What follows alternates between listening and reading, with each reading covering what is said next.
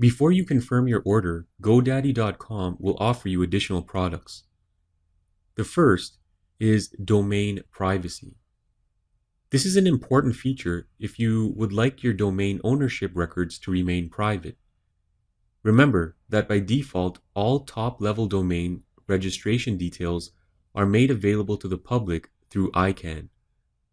We can confirm this by visiting whois.icann.org. Here we can search a domain to find information about the registered owner. Let's go ahead and search google.com.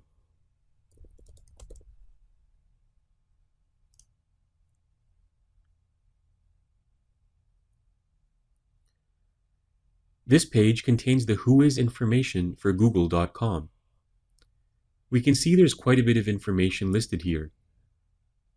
We can see the registration, administrative, and technical contacts for the google.com domain. This includes things like name, organization, mailing address, phone number, and email. We can also see the registrar, and that's the company that registered the domain name on behalf of google.com. The listed registrar is Mark Monitor Incorporated. We can see the updated, created, and registration expiration dates as well.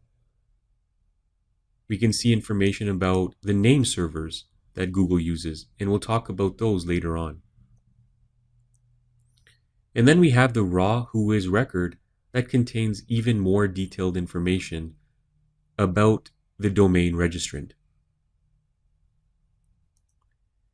If you register a domain name under your own name and address, the information would be made available just like this without using domain privacy. It's generally a good idea to use domain privacy so your personal or business information is not entered into spam lists. To see what your domain information would look like with the domain privacy option, run a whois search on the domain name mywebdevcourse.com. This is a sample domain we registered for the purpose of this tutorial.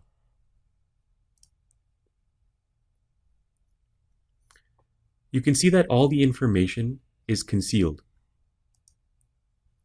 The registrant contact, admin contact, and technical contact is all listed as registration private, and the organization is domains by proxy.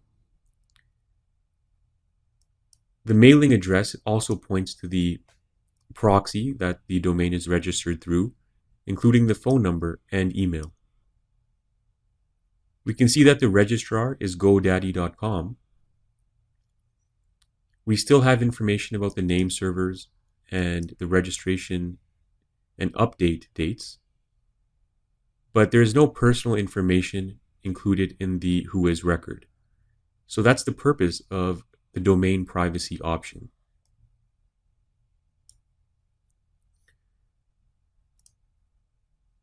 So in this case, we'll select yes. We'll go with the first option.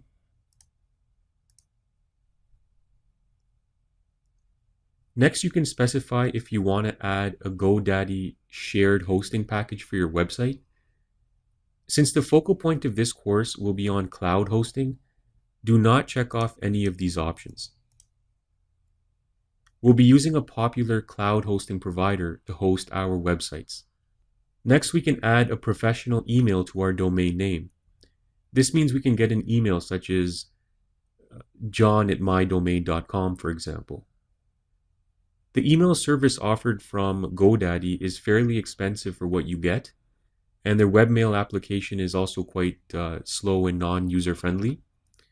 We'll be using a service called Gmail for Work to create a personalized email address for our domain later in this course. The Google product is much better and offers many more features. And especially if you're accustomed to Gmail, then it offers an additional advantage as well. Once you've completed this page, click the Continue to Cart button.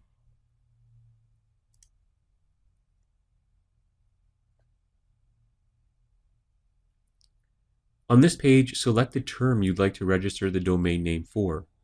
There's a minimum term of 1 year, and the more years you register for, the higher the discount, but typically you just do 1 or 2 years, and then if you decide to keep it after that, you would re-register the name or renew the name.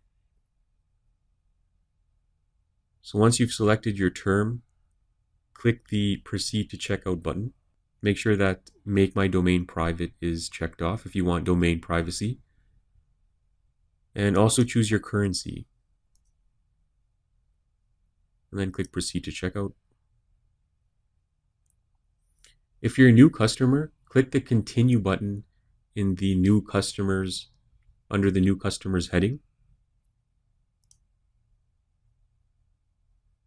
Now enter your billing information in this section here. Under Account Information, enter your email address and also the username and password you'd like to use to log into the system.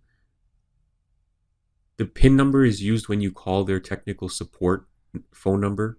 They'll ask you for a PIN number in order to process any technical support requests. And then enter your payment information if you're using credit card or PayPal. And then just click the Continue button when you're ready to proceed. Once you do that, you'll log into your PayPal account if that's what you're using. And once your payment is confirmed, you'll receive an email confirmation.